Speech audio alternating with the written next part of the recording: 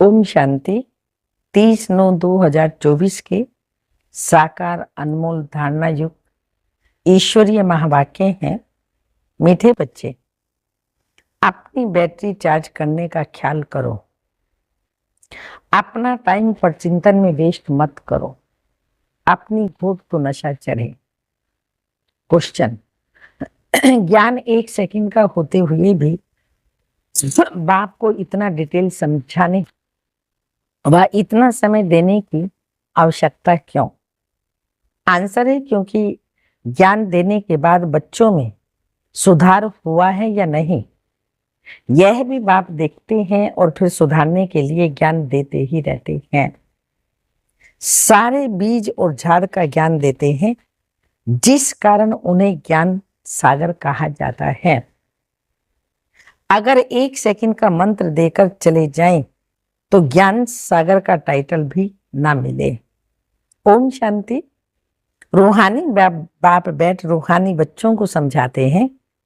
भक्ति मार्ग में परम पिता परमात्मा शिव को यहाँ ही पूजते हैं। बल बुद्धि में है कि यह होकर गए हैं, जहां पर लिंग देखते हैं तो उनकी पूजा करते हैं।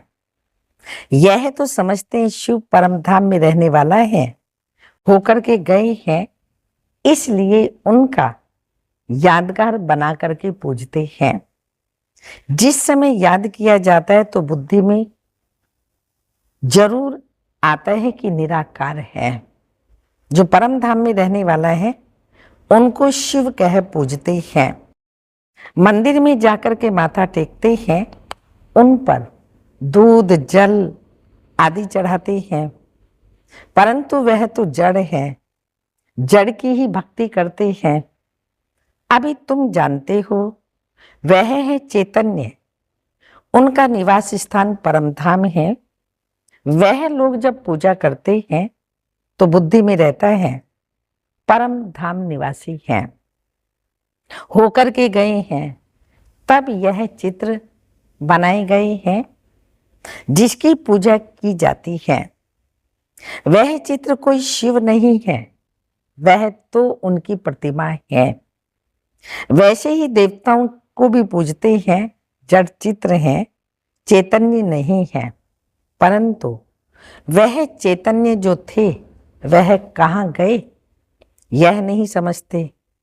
जरूर पुनर्जन्म ले नीचे आए होंगे। अभी तुम बच्चों को ज्ञान मिल रहा है, समझते हो जो भी पूज्य देवता थे वह पुनर्जन्म लेते आए। आत्मा वही है, आत्मा का नाम नहीं बदलता, बाकी शरीर का नाम बदलता है। वह आत्मा कोई ना कोई शरीर में है, पुनर्जन्म तो लेना ही है। तुम पूजते हो उनको जो पहले पहले शरीर वाले थे। सतयुगी लक्ष्मी नारायण को ही पूजते हैं। इस समय तुम्हारा ख्याल चलता है, जो नॉलेज बाप देते हैं तुम समझते हो। जिस चित्र की पूजा करते हैं वह पहले नंबर वाला है। ये लक्ष्मी नारायण चैतन्य थे, यहाँ ही भारत में थे, अभी नहीं है। मनुष्य यह नहीं समझते कि वह पुनर्जन्म लेते लेते भिन्न नाम रूप लेते 84 जन्मों का पाठ बजाते रहते हैं। यह भी किसी के ख्याल में नहीं आता। सतयुग में तो जरूर थे, परंतु अब नहीं है, यह भी किसी को समझ नहीं आती। अभी तुम जानते हो ड्रामा प्लान अनुसार चैतन्य में आएंगे जरूर। मनुष्यों की बुद्धि में ये ख्याल भी नहीं आता, बाकी इतना जरूर समझते हैं कि यह थे। अब इनके जड़ चित्र हैं, परंतु वह चैतन्य कहाँ चले गए, यह किसी की भी बुद्धि में नहीं आता। मनुष्य तो 84 लाख पुनर्जन्म कह देते हैं, यह भी तुम बच्चों को मालूम पड़ा है।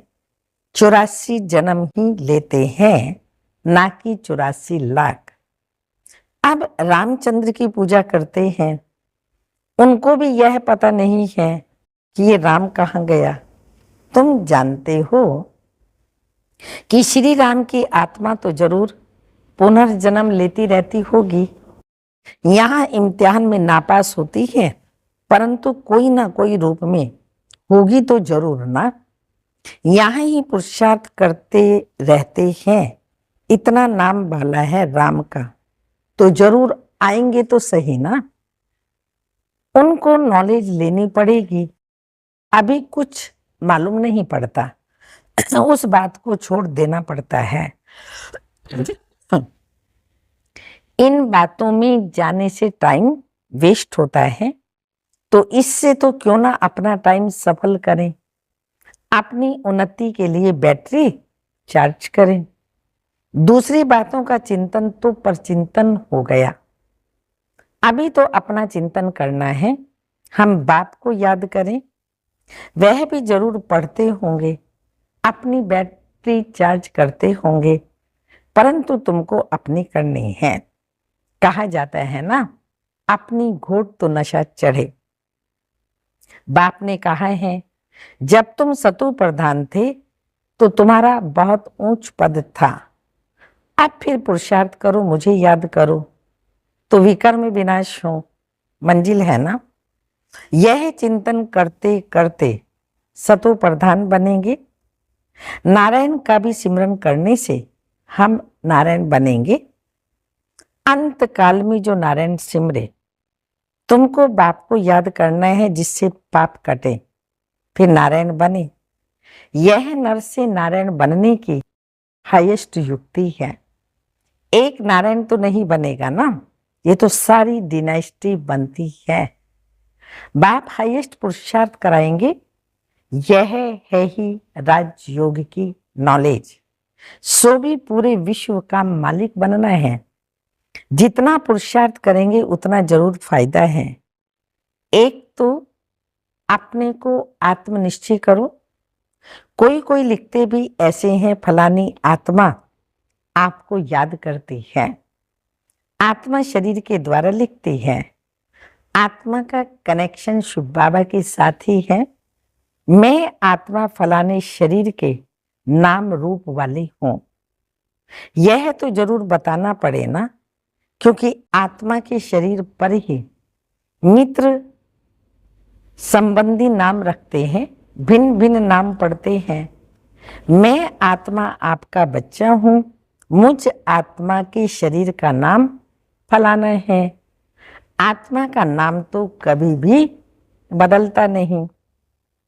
मैं आत्मा फलाने शरीर वाली हूं, शरीर का नाम तो जरूर चाहिए ना, नहीं तो कारोबार चल ना सके।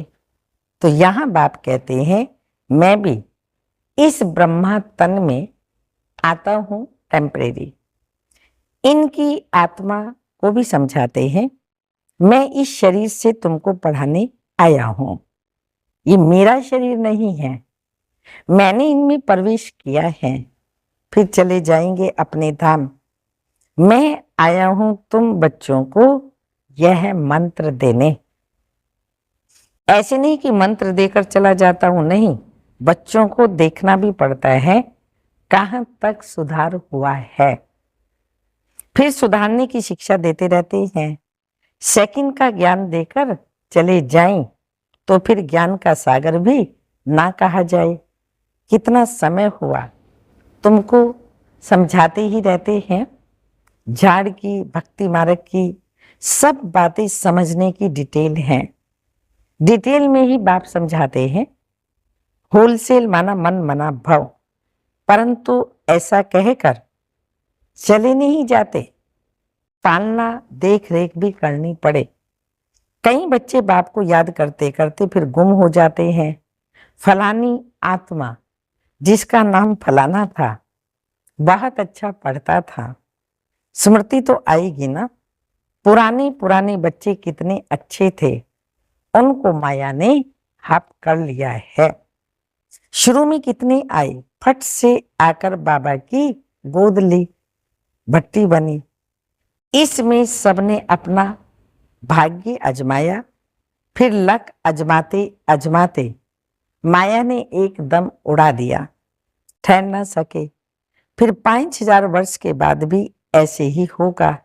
कितने चले गए, आधा झाड़ तो जरूर गया, भल झाड़ वृद्धि को पाया है, परंतु पुराने चले गए।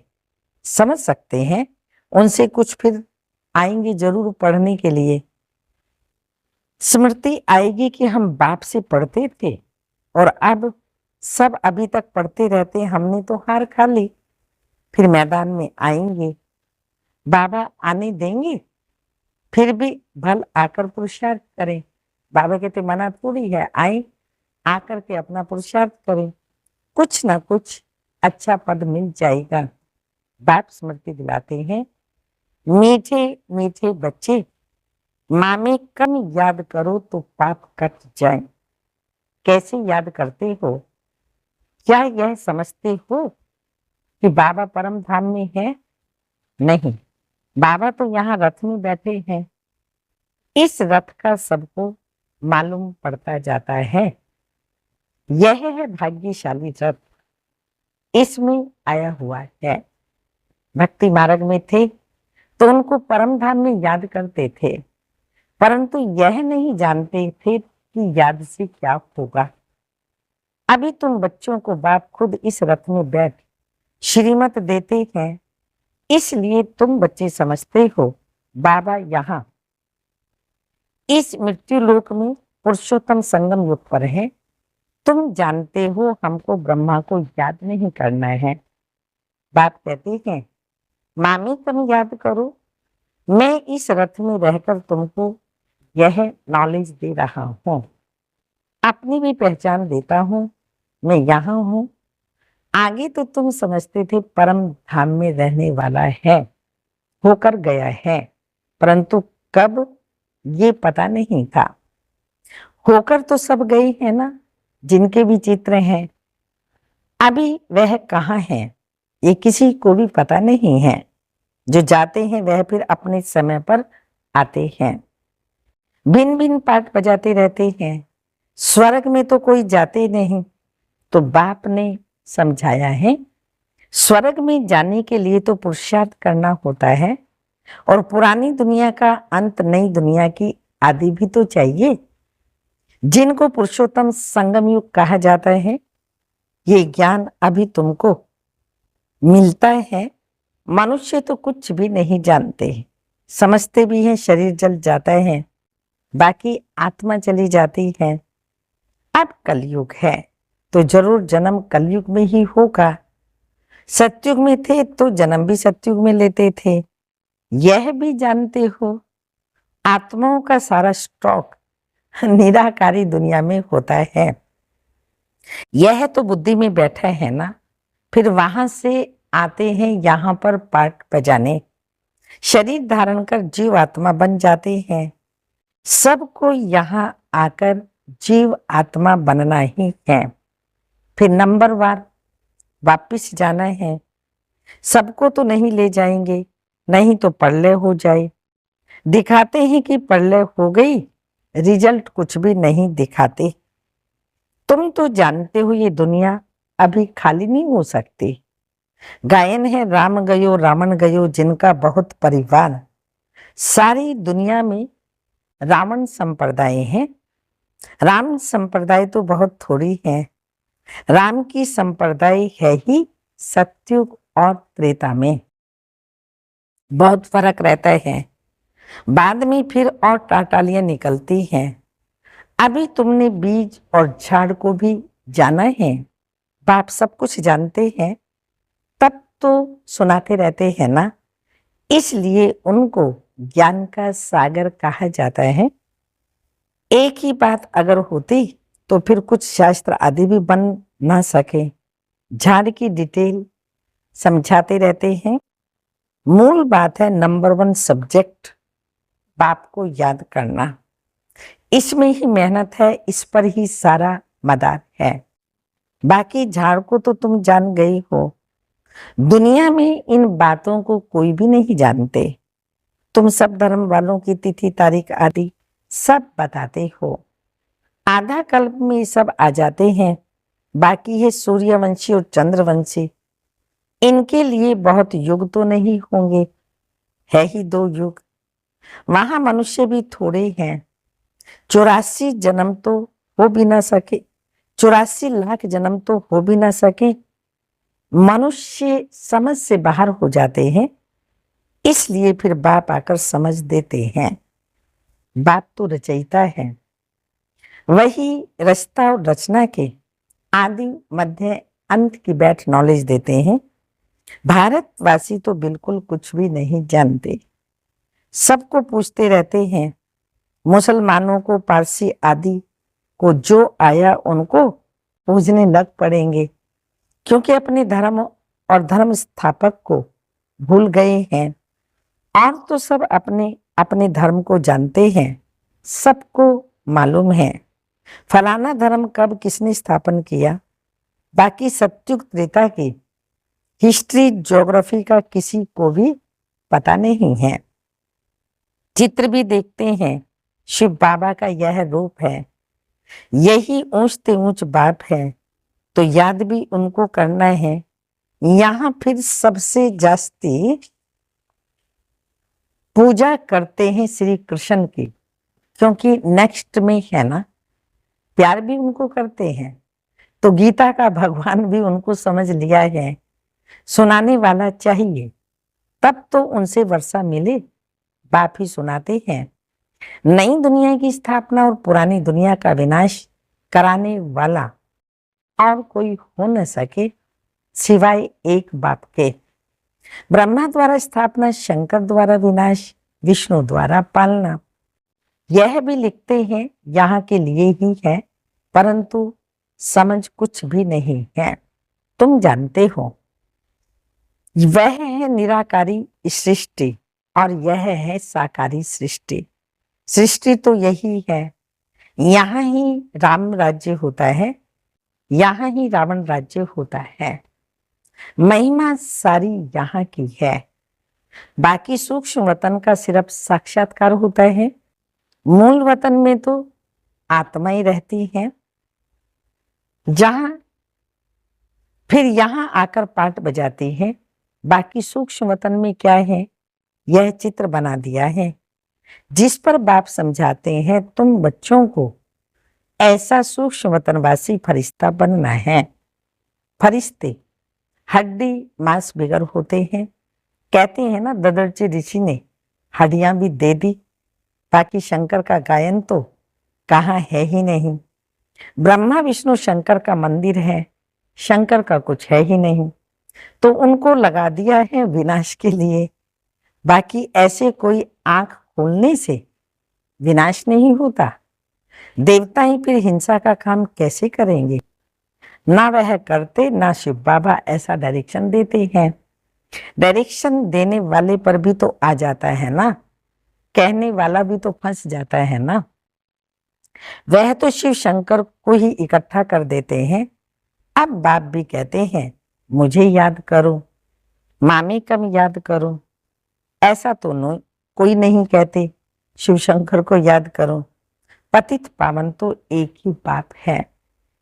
भगवान अर्थ सहित बैठ समझाते हैं, ये कोई भी नहीं जानते। कोटों में कोई ही बिरला जानते हैं। अर्थ तो जरूर बताना पड़े ना, समझाने में टाइम लगता है। कोटों में कोई बिरला निकलता है।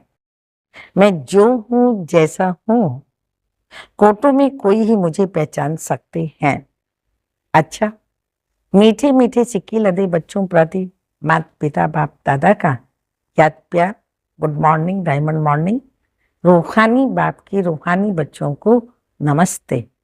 हम रूहानी बच्चों की रूहानी माता पिता बाप दादा को याद प्यार, गुड मॉर्निंग, डायमंड मॉर्निंग, ओम नमस्ते। धारणा के लिए मुख्य सार है, किसी भी बात के चिंतन में अपना समय नहीं गंवाना है, अपनी मस्ती में रहना है। स्वयं के प्रति चिंतन कर आत्मा को सतु प्रधान बनाना है। सेकंड पॉइंट, नर से नारायण बनने के लिए अंत काल में एक बात की ही याद रहे। इस हाईएस्ट युक्ति को सामने रखते हुए पुरुषार्थ करना है। मैं आत्मा हूं, इस शरीर को भूल जाना है। वरदान, दाता की देन को स्मृति में रख सर्व लगावों से मुक्त रहने वाले आकर्षण मूर्त भाव। स्पष्टीकरण, कई बच्चे कहते हैं कि इसमें मेरा कोई लगाव नहीं है, परंतु इनका यह गुण बहुत अच्छा है या इनमें सेवा की विशेषता बहुत है, लेकिन किसी व्यक्ति या वैभव की तरफ बार बार संकल्प जाना भी आकर्षण है। किसी की भी विशेषता को देखते, गुणों को व सेवा को देखते दाता को कभी नहीं भूलो। ये दाता की देन है। ये स्मृति लगाव से मुक्त, आकर्षण मुक्त बना देगी। किसी पर भी प्रभावित नहीं होंगे। स्लोगन, ऐसी रूहानी सोशल वर्कर बनो जो भटकती हुई आत्मा को ठिकाना दे दो, भगवान से मिला दो। ऐसी रूहानी सोशल वर्कर बनो जो भटकती हुई आत्मा को ठिकाना दे दो, भगवान से मिला दो। अव्यक्त इशारा है। जैसे गायन है इच्छा मात्रम अविद्या, तो यह फरिश्ता जीवन की विशेषता है। जब ब्राह्मण जीवन फरिश्ता जीवन बन जाती है तो कर्मातीत स्थिति को प्राप्त हो जाते हैं। वे किसी भी शुद्ध कर्म, व्यर्थ कर्म, विकर्म व पिछले कर्म के बंधन में नहीं बंधते। ओम शांति।